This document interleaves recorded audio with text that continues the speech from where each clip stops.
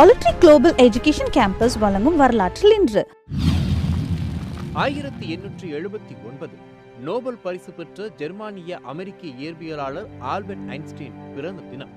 Albert Einstein குறிப்பிடத்தக்க பயன்பாட்டு கணித திறமைகள் கொண்ட ஒரு கோட்பாட்டு இயற்பியல் அறிஞர் ஆவார்.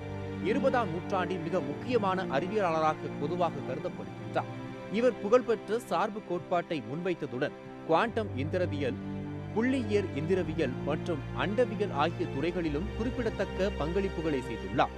ஒளிமின் விளைவை கண்டுபிடித்து விளக்கியமைக்காகவும் கோட்பாட்டு இயற்பியலில் அவர் செய்த சேவைக்காகவும் 1921 இவருக்கு இயற்பியலுக்கான நோபல் பரிசு வழங்கப்பட்டது. தற்காலத்தில் பொது பயன்பாட்டில் ஐன்ஸ்டைன் என்ற சொல் அதிக புத்தி கூர்மையுள்ள ஒருவரை குறிக்கும் சொல்லாக மாறிவிட்டது. 1999 புதிய 1000 ஆண்டை குறித்து வெளியிடப்பட்ட டைம்ஸ் இதழ் இந்த நூற்றாண்டின் சிறந்த மனிதர் என்ற பெயரை ஐன்ஸ்டீனுக்கு வழங்கியது. ஐன்ஸ்டைன் ஜெர்மனியில் உட்டன்பெர்க்கில் உள்ள உல்ம் என் இடத்தில் 1879ஆம் ஆண்டு பிறந்தார். இவரது தந்தையார் ஹெர்மட் ஐன்ஸ்டைன் பிற்காலத்தில் ஒரு மின் வேதியியல் சார்ந்த தொழில் நிலையம் ஒன்றை நடத்தி வந்தார். தாயார் கோலின் கோச். இவர் ஒரு கத்தோலிக்க ஆரம்ப பாடசாலையில் சேர்க்கப்பட்டார். அத்துடன் தாயாரின் வற்புறுத்தல் காரணமாக இளமையிலும் வயலினும் கற்று வந்தார். இவர் 5 வயதாக இருக்கும்போது இவரது தந்தையார் இவருக்கு ஒரு சட்டைப்பையில் வைக்கக்கூடிய திசையறி கருவி ஒன்றை காட்டினார். அந்த வயதிலேயே அவர் ஒன்றுமற்ற வெளியில் ஏதோ ஒன்று காந்த ஊசிகள் தாக்கம் ஏற்படுத்துவதை புரிந்து கொண்டார். அவர் மாதிரி உருக்களையும் இயந்திர கருவிகளையும் பொழுதுபோக்காக செய்து வந்தார். எனினும் சிறுவனாக இருந்தபோது இவருக்கு மிக மெதுவாகவே கற்க முடிந்தது என சிலர் கூறுகின்றனர். இவர் தனது 12வது வயதில் கணிதம் படிக்க ஆரம்பித்தார். இவருடைய உறவினர் ஒருவர் அறிவியல், கணிதம் தொடர்பான நூல்களையும் ஆலோசனைகளையும் கொடுத்து அவரை ஊக்குவித்தார்கள். இவரது தந்தையாருடைய தொழில் நட்டம் ஏற்பட்டதனால் 1894 அவரது குடும்பம் மியூனிக்கில் இருந்து இத்தாலியில் உள்ள மிலான் நகரை அடுத்துள்ள பேவியா என்னும் இடத்திற்கு இடம்பெயர்ந்தது. ஆனால் ஆல்பர்ட் மியூனிக்கிலுள்ள பாடசாலை படிப்பை முடிப்பதற்காக தங்கியிருந்தார். பாடசாலையில் ஒரு தவணையை முடித்துக்கொண்டு குடும்பத்துடன் இணைந்து கொள்ள பேவியா சென்றார். பாடசாலை படிப்பை முடிப்பதற்காக ஐன்ஸ்டீன் சுவிட்சர்லாந்துக்கு அனுப்பப்பட்டார். 1896 பாடசாலை படிப்பை முடித்துக்கொண்டு சுவிட்சர்லாந்தின் சூரிச் நகரில் உள்ள சுவிஸ் கூட்டமைப்பு பல் தொழில்நுட்ப பல்கலைக்கழகத்தில் சேர்ந்தார். இந்த சமயத்தில் அவர் தனது ஜெர்மனி நாட்டு குடியுரிமையை விட்டு நாடற்றவரானார். 1898 மிலேவா மாரிக் எனும் உடன் கற்று வந்த ஜெர்பிய பெண்ணொருவரை கண்டு காதல் கொண்டார். 1900 சுவிஸ் கூட்டமைப்பு பல் தொழில்நுட்ப பல்கலைக்கழகத்தில் கற்பித்தல் டிப்ளோமாவை பெற்றுக் கொண்டார். 1901 இவர் சுவிட்சர்லாந்தின் குடியுரிமையை பெற்றார். இவருக்கு மிலோவா மூலம் ஒரு மகள் 1902 பிறந்தார். நோபல் பரிசு பெற்ற ஜெர்மானிய அமெரிக்க இயற்பியலாளர் ஆல்பர்ட் ஐன்ஸ்டைன் பிறந்த தினம் வரலாற்றில் இன்று. 2008 திபெத்தின் லாசா நகரம் உட்பட பல பகுதிகளில் வன்முறைகளும் ஆர்ப்பாட்ட பேரணிகளும் இடம்பெற்றன. திபெத் நடுவன் ஆசியாவில் உள்ள மேட்டு சமவெளியில் அமைந்த ஒரு நிலம். அந்த நிலம் சார்ந்த மக்களான திபெத்தியர்களின் தாயகம். ஏறத்தாழ 4900 மீட்டர் ஏற்றம் கொண்ட இந்த பகுதி உலகின் மிக உயரத்தில் அமைந்தது என்பதால் அதை உலகத்தின் கூரை என்று பொதுவாக குறிப்பிடுவார்கள். புவியியல் படி திபெத் நடுவன் ஆசியாவின் ஒரு பகுதி என்றும் யுனெஸ்கோ மற்றும் பிரித்தானியா கலைக்களஞ்சியம் கருத சில கல்விசார் நிறுவனங்கள் கேள்விக்கு உரியதாக அது தெற்காசியாவின் பகுதியாக கருதுகின்றன. தற்போது இதன் பெரும்பாலான பகுதிகள் திபெத் தன்னாட்சி பகுதி என்ற பெயரில் சீன மக்கள் குடியரசின் ஒரு பகுதியாக விளங்குகின்றது. சீனாவின் 5 தன்னாட்சி பிரதேசங்களில் திபெத் தன்னாட்சி பிரதேசமும் ஒன்றாகும். இங்கு திபெத் இனம் முக்கியமாக வாழ்கின்றது. சீனாவின் தென்மேற்கு பிரதேசத்திலும் சின்காய் திபெத் பீடபூமியின் தென்மேற்கு பிரதேசத்திலும் இது அமைந்துள்ளது. இதன் தென்பகுதியும் மேற்கு பகுதியும் மியான்மர், இந்தியா, பூட்டான், நேபாளம் ஆகிய நாடுகளை ஒட்டி அமைந்துள்ளது. எல்லைக்கோட்டின் மொத்த நீளம் சுமார் 4000 கிலோமீட்டர் ஆகும். முழு நிலப்பரப்பு 12,20,000 சதுர கிலோமீட்டர் ஆகும். சீனாவின் மொத்த நிலப்பரப்பில் இது 12.8 விழுக்காடு ஆகும். திபெத் தன்னாட்சி பிரதேசம் சராசரியாக கடல் மட்டத்தில் இருந்து 4000 மீட்டர் உயரத்தில் இருக்கின்றது. சிங்காய் திபெத் பீடபூமியின் முக்கிய பகுதி இதுவாகும். உலகத்தின் கூரை என்று இது போற்றப்படுகின்றது. இதன் மக்கள் தொகை 26 லட்சம் ஆகும். இதில் திபெத்திய மக்களின் எண்ணிக்கை 25 லட்சம். மொத்த மக்கள் தொகையில் 96 விழுக்காடாக திபெத்தியர் உள்ளனர். சீனாவில் மிக குறைந்த மக்கள் தொகையுடைய மிக குறைந்த மக்கள் அடர்த்தியுடைய பிரதேசமாக திபெத் திகழ்கின்றது. ஒரு சதுர கிலோமீட்டருக்கு சராசரியாக 2 பேர் மட்டுமே வசிக்கின்றனர். சிங்காய் திபெத் பீடபூமியின் இயற்கை தனிச்சிறப்புடையது. உலகின் பீடபூமிகளில் இது முக்கிய இடம் வகிக்கின்றது. புவியின் 3வது துருவம் என்று இது புகழப்படுகின்றது. மிக உயரத்தில் அமைந்திருப்பதும் அதனால் நிலவும் குளிரான காலநிலையுமே இதற்கு காரணம். கடல் மட்டத்தில் இருந்து 4000 மீட்டர் உயரத்தில் இது அமைந்து உயரமான மலைகளால் சூழப்பட்டுள்ளது. பீடபூமியிலும் பல உயர் மலைகள் இருக்கின்றன. கடல் மட்டத்திலிருந்து 4500 மீட்டர் உயரத்தில் அமைந்துள்ள இதன் நடுப்பகுதியில் சராசரி வெப்பநிலை சுழியத்திற்கும் கீழ் இருக்கின்றது. மிகவும் வெப்பமான காலத்திலோ சராசரி வெப்பநிலை 10 டிகிரி செல்சியஸிற்கும் கீழே உள்ளது. சிங்காய் பீடபூமியில் கடல் மட்டத்திற்கு மேல் 6000 மீட்டர் முதல் 8000 மீட்டர் வரை உயரத்தில் பல சிகரங்கள் உள்ளன. உலகில் மிக இளமையான பீடபூமியாகவும் பல ஆசிய ஆறுகளின் பிறப்பிடமாகவும் இது திகழ்கின்றது. 2015ஆம் ஆண்டு ஏப்ரல் 25ஆம் தேதி நேபாளத்தில் பதிவான நிலநடுக்கம் இங்கும் அதிர்வை ஏற்படுத்தியது. இதில் 25 பேர் மரணமடைந்தனர். திபெத்தின் பல பகுதிகளை 7ஆம் நூற்றாண்டில் சாங்சங் கேம்போ எனும் அரசர் ஒருங்கிணைத்தார். 1600இன் தொடக்க காலத்தில் இருந்து தலாய் லாமாக்கள் என்று பொதுவாக அழைக்கப்படும் ஆன்மீக தலைவர்கள் திபெத்திய மைய நிர்வாகத்தின் தலைமையை ஏற்றிருந்தார்கள். இவர்கள் அவலோகிதர் என்ற போதி சத்துவ தர்மத்தின் வெளிப்பாடுகளாக நம்பப்படுகின்றனர். 1644 முதல் 1912 வரை சீனாவை ஆண்ட மஞ்சூரிய அரசு 1571 தலாய் லாமாவை திபெத்தின் அரசியல் மற்றும் ஆன்மீக தலைவராக ஏற்படுத்தியது. 17ஆம் நூற்றாண்டில் இருந்து 1959 வரை தலாய் லாமாவும் அவரது பிரதிநிதிகளும் வழிவழி தலைநகரான லாசாவை இருப்பிடமாக கொண்டு திபெத்தின் பெரும் பகுதியின் அரசியல் அதிகாரம் பெற்றவர்களாக மதம் மற்றும் நிர்வாக பணி செய்து வந்தார்கள்.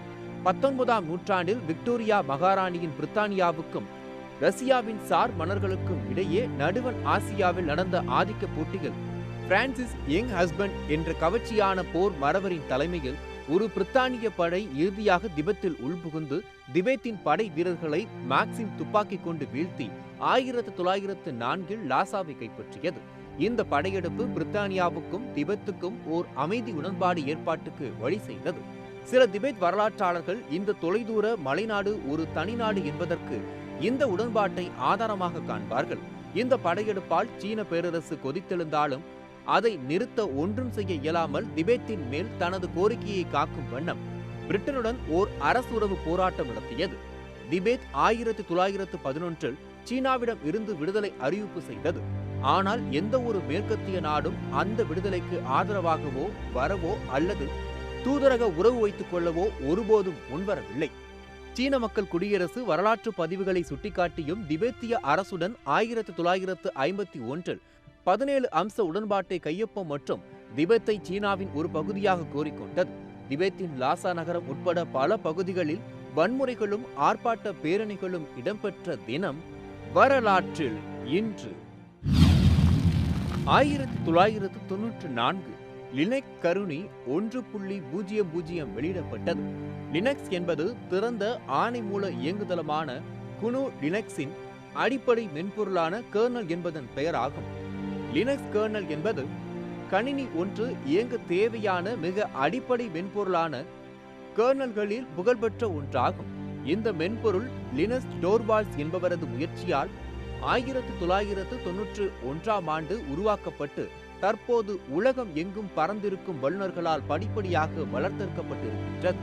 பொதுவான பயன்பாட்டில் லினக்ஸ் என்ற சொல் லினக்ஸ் இயங்குதளத்தை குறிக்க பயன்படுத்தப்பட்டாலும் அவ்வாறு லினக்ஸ் என்று பயன்படுவது அடிப்படையில் தவறானதாகும். 80386 என்ற நுண்செயலிக்காக உருவாக்கப்பட்டது. ஆனால் அது மற்ற பணித்தளங்களிலும் வேலை செய்யும். அது சி மொழி மற்றும் குனு சி மொழியின் நீட்சியின் உதவியோடும் கட்டமைப்பு மொழிகளின் உதவியோடும் எழுதப்பட்டதாகும். இது குனு பொது காப்புரிமம் எனப்படும் காப்புரிமையின் கீழ் உருவாக்கப்பட்டவை. அதனால் லினக்ஸின் முழு நிரல் காப்புரிமை அற்றதாகும். கர்னல் என்பது சிறந்து விளங்கும் லினக்ஸ் இயக்க அமைப்பின் மூல நிரல் மென்பொருளாகும். லினக்ஸ் கர்னலானது திறந்த ஆணை மூலமாக கிடைக்கின்றது. லினக்ஸ் இயங்குதளமானது லினக்ஸ் கர்னலை கொண்டிருக்கின்றது. 1994ஆம் ஆண்டு லினக்ஸ் கர்னல் 1.00 வெளியிடப்பட்ட தினம் வரலாற்று இன்று.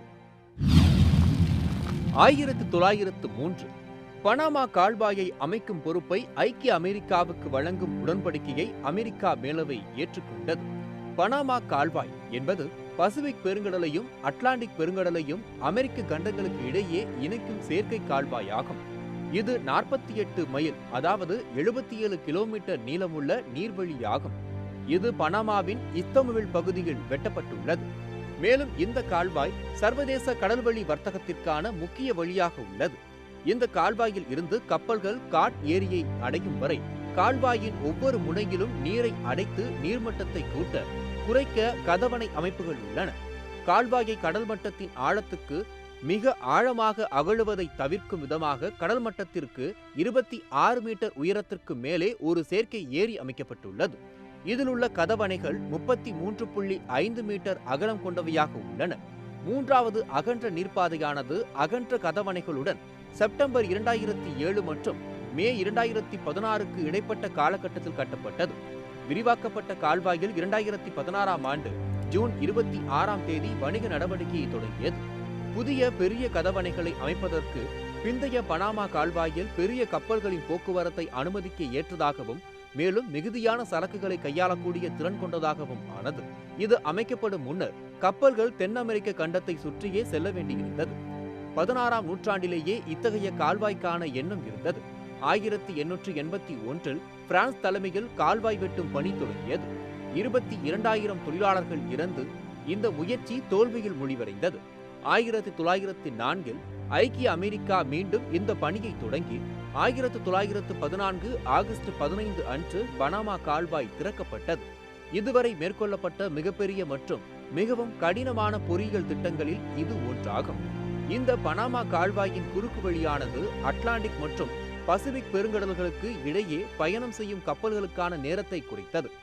அது மட்டுமல்லாது டிராகன் நீரிணை அல்லது மெரிலண்ட் ஸ்ட்ரெய்ட் வழியாக தென் அமெரிக்காவின் தென்முனையில் உள்ள அபாயகரமான கேப் கார்ன் பாதையை ஆகியவற்றை கப்பல்கள் கடந்து செல்லும் பயணத்தை தவிர்த்தன. பிரெஞ்சு ஐக்கிய அமெரிக்க முயற்சிகளில் மொத்தமாக 27,500 தொழிலாளர்கள் இருந்ததாக மதிப்பிடப்பட்டுள்ளது. இந்த கால்வாய் 78 கிலோமீட்டர் நீளமும் 33.5 மீட்டர் அகலமும் உடையது. கால்வாய் கட்டுமான காலத்தில் கால்வாயை சுற்றியுள்ள பகுதிகளை கொலம்பியா, பிரான்ஸ், பின்னர் அமெரிக்கா ஆகியவை தங்கள் கட்டுப்பாட்டில் வைத்திருந்தன. இந்த நிலையில் பனாமாவின் அரசாங்கத்தால் 1999இல் இந்த கால்வாய் கையகப்படுத்தப்பட்டது. இப்போது அரசுக்கு சொந்தமான பனாமா கால்வாய் ஆணையத்தால் இது நிர்வகிக்கப்பட்டு இயக்கப்படுகின்றது. கால்வாய் 1914இல் திறக்கப்படும் போது சுமார் 1000ஆக இருந்த கப்பல் போக்குவரத்து 2008இல் 14,702 கப்பல்களாக உயர்ந்துள்ளது. 2008ஆம் ஆண்டு வரை 8,14,000க்கும் மேற்பட்ட கப்பல்கள் கால்வாய் வழியாக கடந்துள்ளன. பனாமா கால்வாய் வழியாக கப்பல்கள் செல்ல 6 முதல் 8 மணி நேரம் ஆகும். நவீன உலகின் 7 அதிசயங்களில் ஒன்றாக பனாமா கால்வாயை American society of civil engineers குறிப்பிடுகின்றது. 1903ஆம் ஆண்டு பனாமா கால்வாயை அமைக்கும் பொறுப்பை ஐக்கிய அமெரிக்காவுக்கு வழங்கும் உடன்படிக்கையை அமெரிக்க மேலவை ஏற்றுக்கொண்ட தினம் வரலாற்றில் இன்று. இன்றைய சொல்லு வெல்ல போட்டிக்கான கேள்வி: மருத்துவ படிப்புக்கான நுழைவுத் தேர்வு நடைபெறும் தேதி என்ன? கார்ல் மார்க்ஸ் என்பவர் ஜெர்மானிய மெய்யியலாளர்களுள் ஒருவராவார். அறிவியல் சார்ந்த பொது உடைமையை வகுத்தவர்களுள் முதன்மையானவர். மெய்யியலாளராக மட்டுமல்லாமல் அரசியல், பொருளாதார, வரலாற்றியல் வல்லுநராக, தலை சிறந்த ஆய்வறிஞராக, எழுத்தாளராக, சிந்தனையாளராக, புரட்சியாளராக கார்ல் மார்க்ஸ் அறியப்படுகிறார். பல்வேறு துறைகளிலும் ஏராளமான விவகாரங்கள் பற்றிய ஆய்வுகளையும் கருத்துக்களையும் இவர் வெளியிட்டுள்ளார் என்றாலும் இவரது ஆய்வுகளும் கருத்துக்களும் பொருளாதார ஏற்றத்தாழ்வுகளின் அடிப்படையில் வரலாற்றை ஆய்வதாகவே அமைந்தது. பொது உடைமை கொள்கைகளில் மூலவர்களுள் ஒருவராக கார்ல் மார்க்ஸ் கருதப்படுகிறார். மற்றையவர் ஃப்ரெட்ரிக் ஏங்கல்ஸ் ஆவார். கார்ல் மார்க்ஸ் தற்போது ஜெர்மனியின் ஒரு பகுதியாக இருக்கும் புருசியாவில் ட்ரெயர் நகரில் 1818 மே மாதம் 5ஆம் நாள் பிறந்தார். கார்ல் மார்க்ஸின் தந்தை யூதரான ஹென்ரிச் மார்க்ஸ் கிறிஸ்தவராக எப்போது மதம் மாறினார் என்ற சரியான தேதி தெரியவில்லை. ஆனால் அவர் மார்க்ஸ் பிறக்கும் முன்பே மதம் மாறிவிட்டார். இவரின் தந்தை வசதி படைத்த வழக்கறிஞர். கார்ல் மார்க்ஸ் அவருக்கு 3வது மகனாவார். கார்லின் இளவயது பற்றி அதிகம் வெளியே தெரியவில்லை. 1830 வரை தனிப்பட்ட முறையில் இவருக்கு கல்வி கற்பிக்கப்பட்டது. கால் தமது 17ஆம் வயதில் சட்டம் பயில பான் பல்கலைக்கழகம் சென்றார். பெர்லின் பல்கலைக்கழகத்தில் வரலாறு, மெய்யியல் ஆகிய துறைகளில் பயின்ற கார்ல் மார்க்ஸ் எனா பல்கலைக்கழகத்தில் மெய்யியலுக்கான முனைவர் பட்டத்தினை பெற்றார். 1841 பட்டம் பெற்ற மார்க்ஸ் சில காலம் இதழியல் துறையில் இருந்தார். கொலோன் நகரில் ரைனிஸ் சந்தோங் எனும் இதழின் ஆசிரியராக இருந்தார். ஆனால் அவருடைய தீவிர அரசியல் கருத்துக்களின் விளைவாக இடர் ஏற்படவே பாரிஸ் சென்றார். அங்கு 1844 ஃபிரெடரிக் ஏங்கல்ஸை சந்தித்தார்.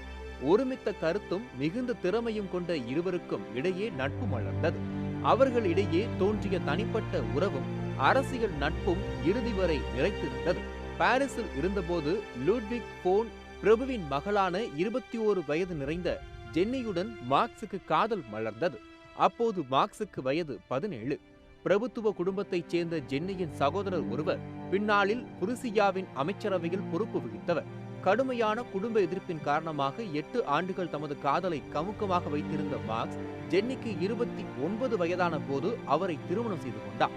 ஜார்ஜ் வில்லியம் ஃபிரெடரிக் ஹெகல் என்பவரின் தருக்க முறை மற்றும் வரலாற்று பார்வை, பொருளாதார அறிஞரான ஆடம் ஸ்மித், டேவிட் ரிகார்டோ போன்றவர்களின் செவ்வியல் பொருளியல் கருத்துக்கள், பிரான்ஸ் தத்துவியலாளர் ஜான் ஜார்க் ரூசோவின் குடியரசு பற்றிய கருத்துக்கள் ஆகியவற்றால் மார்க்ஸ் மிகவும் கவரப்பட்டார். கார்ல் மார்க்ஸ் பிரான்சிலிருந்து வெளியேற்றப்பட்டு பிரேசில் சென்றார். அங்குதான் 1847 தத்துவத்தின் வறுமை, த பாவர்ட்டி ஆஃப் பிலாசபி என்னும் தமது முதல் நூலை வெளியிட்டார். அடுத்த ஆண்டில் ஏங்கல்ஸுடன் சேர்ந்து பொது உடைமை அறிக்கை, த கம்யூனிஸ்ட் மேனிஃபெஸ்டோ என்னும் நூலையும் வெளியிட்டார். அது மிக பலர் வாசிக்கும் நூலாகும். இறுதியில் மார்க்ஸ் கொலோன் நகருக்கு சென்றார். ஆனால் சில மாதங்களுக்குள் அங்கிருந்து வெளியேற்றப்பட்டார். பிரான்ஸ், பெல்ஜியம், ஜெர்மனி ஆகிய நாடுகளின் புரட்சிகர இயக்கங்களில் பங்காற்றி ஒன்றிலிருந்து இன்னொன்றுக்கு நாடு கடத்தப்பட்ட மார்க்ஸ் லண்டன் சென்று அங்கேயே இறுதி வரை வாழ்ந்தார். மானுட சமூகங்கள் தங்களை எவ்வாறு உற்பத்தியும் மறு உற்பத்தியும் செய்து கொள்கின்றன என்பதை ஆய்வதன் மூலம் அறிவியல் பூர்வ அடிப்படையில் மானுட வரலாற்று வளர்ச்சியை புரிந்து கொள்ள முடியும் என்று வெளிச்சமிட்டு காட்டியதன் மூலம் வரலாற்றை அவர் ஒரு அறிவியலாக உயர்த்தினார். மார்க்ஸ் மறைந்து ஒரு நூற்றாண்டுக்கு பின்னர் இன்று மார்க்சிய கொள்கையை பின்பற்றுவோரின் தொகை 130 கோடி ஆகும். மாந்த வரலாற்று ஒட்டுமொத்த எண்ணிக்கையிலும் உலக மக்கள் தொகையின் விழுக்காட்டிலும் இத்தனை பேர் வேறு எந்த கொள்கையையும் பின்பற்றவில்லை. மார்க்ஸை போல மார்க்சியவாதிகளாலும் எதிர்ப்பாளர்களாலும் ஒன்று போலவே பிழையாக புரிந்து கொள்ளப்பட்டவர்கள் தற்கால வரலாற்றில் மிகவும் குறைவு என மார்க்ஸ் பற்றிய ஆய்வு செய்தவரான அமெரிக்காவின் ஹால் டிராப்பர் ஒருமுறை குறிப்பிட்டார். மார்க்சின் சிந்தனைகளுக்கு பல்வேறு குழுக்கள் பல்வேறு வகையாக விளக்கியுள்ளன. இவர்களுள் மார்க்சிய லெனினியவாதிகள், ட்ரஸ்கூசியவாதிகள், மாவோசியவாதிகள், தாராண்மை மார்க்சியவாதிகள் என்போர் அடங்குவர். 1881ஆம் ஆண்டு டிசம்பரில் மார்க்சின் மனைவி ஜென்னி வான் காலமானார். இதன் பின்பு மார்க்ஸ் 15 மாதங்கள் மூக்கடைப்பு நோயினால் அவதியுற்றார். இறுதியில் அது மூச்சுக்குழாய் அலர்ஜி, நுரையீலுறை அலர்ஜி போன்ற நோய்களாகி அவரது உயிரை பறித்தது. 1883ஆம் ஆண்டு மார்ச் மாதம் 14ஆம் தேதி மார்க்ஸ் லண்டனில் காலமானார். இறக்கும்போது நாடற்றவராக இருந்த மார்க்ஸை லண்டனில் உள்ள ஹைகேட் இடுகாட்டில் அடக்கம் செய்தனர். மார்க்சின் நெருங்கிய தோழர்கள் பலர் இவரது இறப்பின் போது கலந்து கொண்டு பேசினர். ஜெர்மானிய மெய்யியலாளர் கார்ல் மார்க்ஸ் மறைந்த தினம் வரலாற்றில் இன்று. எஜுகேஷனை போட்டு பயன்படுத்தக்கூடாது பிள்ளைகளை. இவ்வளோ பெரிய புக்கை கொடுத்து ஃபிசிக்ஸ், கெமிஸ்ட்ரி, பயாலஜின்னு சொல்லி பிள்ளைங்களை பயன்படுத்துறாங்க. அப்படி இல்லை, நாங்கள் பெஸ்ட் வே ஆஃப் மெத்தடை செலக்ட் பண்ணிருக்கோம் syllabus. Breaking all the traditional learning methods, Allotry Global Education Campus, Madhuvaram and Kodungayur. Admission open for session 21-22. We provide world-class education and amenities with minimum fee. Hurry up, limited seats. Complete your admission process just over a phone call. 7550010013, 7550010016. Chennai's best CBSE school challenge.